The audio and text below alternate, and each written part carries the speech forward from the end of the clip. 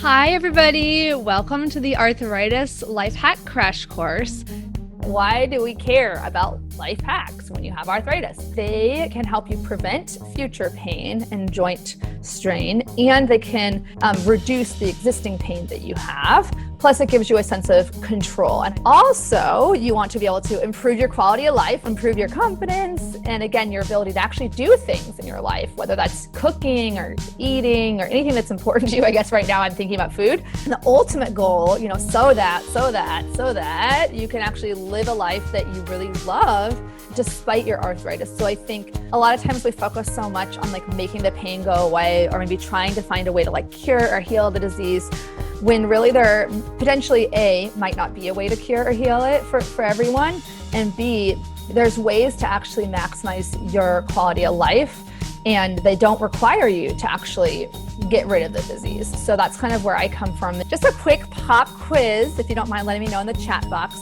Off the top of your head, which one do you think is better to protect your thumbs? Holding a baby in this way, where you kind of put your thumbs under their armpits. It's kind of the way that we tend to want to think about holding babies, or this way. And as an occupational therapist, again, I see this in the very big picture, because it's also it's not just a physical act, right? This is my baby, by the way. He's 6 now.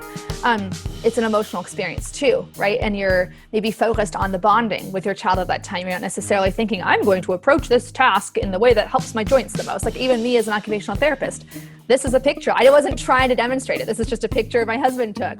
So in layman's terms, I like to think about it as 2 main strategies. You can either change how you interact with the objects you already have in your world, or change the items that you use so your joints won't be as stressed. So if you're having a mug with a handle, you can change how you interact with that same mug, right? You can choose to distribute the force across 2 hands versus 1.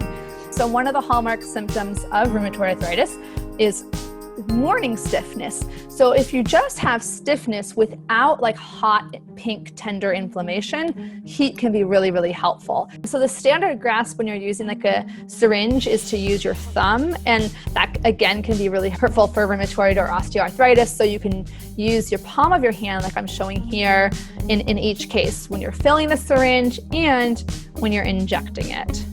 So a great aid for getting kids in and out of the car and babies is this thing called the Unbuckle Me. And you'll notice it's the same principle as this auto drop squeeze. You have a longer lever here, and then you have something that pushes down for you here onto the buckle.